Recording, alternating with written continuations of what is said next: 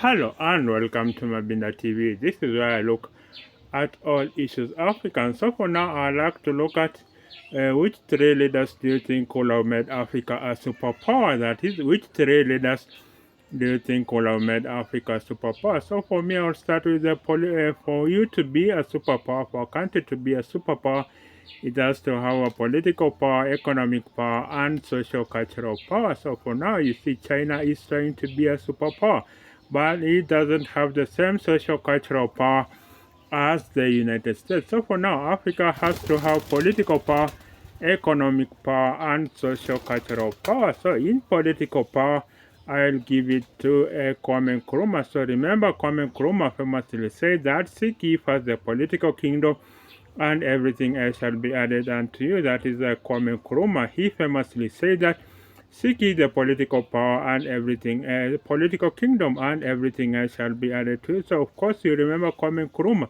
He was willing to delay the independence of Ghana until the whole of Africa could unite. So that was how Kwame Nkrumah was prepared, how far he was prepared to go. That is, he was willing to delay the independence of Ghana until the whole of Africa became independent. Of course, his vision was short-lived as he was overthrown in a military coup while he was on a trip to China. Some say that that coup was aided by the CIA. So you have political power.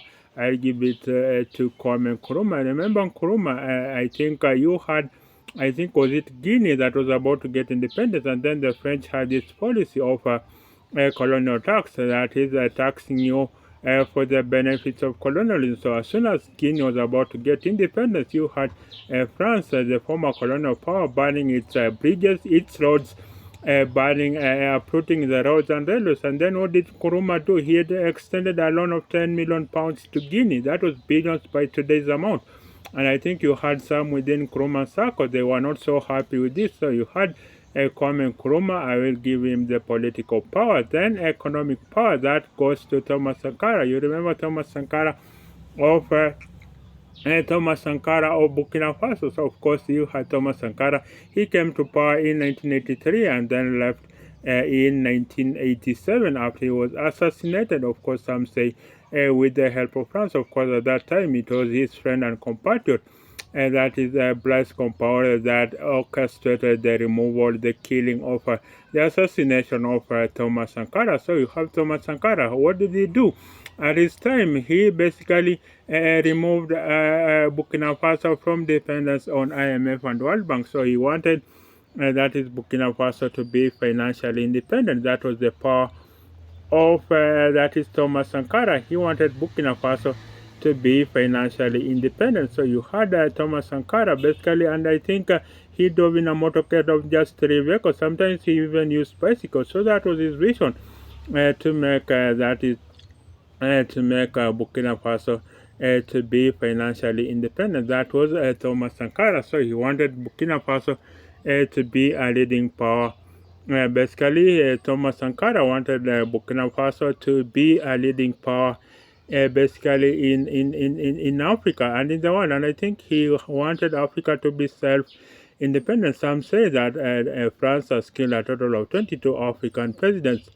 That is France. Of course, you have that very that is colonial relationship between France and its former colonies in Africa. So you have Thomas Sankara. I will give him the economic power. Then we go to social cultural power. In social cultural power, I will give it to Steve Biko. In social cultural power, I will give it to Steve Biko. So Steve Biko wanted an Africa, and that he wanted Africans to be proud of their own culture. That is a Black consciousness movement that was started by Steve Biko. That is a Black consciousness movement, and I think this movement is going on. Of course, Steve Biko did not live long, so of course he basically you had Steve Biko being, I think he was assassinated in the apartheid regime of the time. So you have that,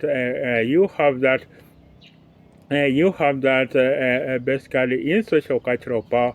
I will give it to Steve Biko. So you have those three leaders which I think could have made Africa superpower. That is not to say there are no other ones, but I think that But I think the fact is that today's generation of African young people don't even know about Thomas Sankara. They don't know about Kwame Nkrumah. They don't know about Steve Biko. And I think it is our duty to educate the young upcoming Africans in their late teens and early 20s. They don't know about these people, and I think it is our duty to educate them about these African leaders of yesteryear. So I think the revolution needs to live on, and I think that is as it should be. And then a quick one. So now you have the U.S. Vice President Kamala Harris. Vice President Kamala Harris has lambasted the Florida education policies, which is in some form of revisionist history. So you have that is Kamala Harris. She has said that she has lambasted the Florida state for basically rewriting the history of slavery, basically saying that the slaves acquired some good specialized skills which they could use for their personal improvement. So, of course, this is revisionism in all its forms. So you have you have Kamala Harris saying that slavery did not benefit the black child in any way. So that's it. That was a quick addition. So now, which three leaders do you think could have made Africa superpower? And maybe the question to ask, do you think Africa is ready to be a superpower? So you let me know in the comment section. So now that has been Mabinda TV for now. Till the next episode, bye for now. That is till the next episode, bye for now.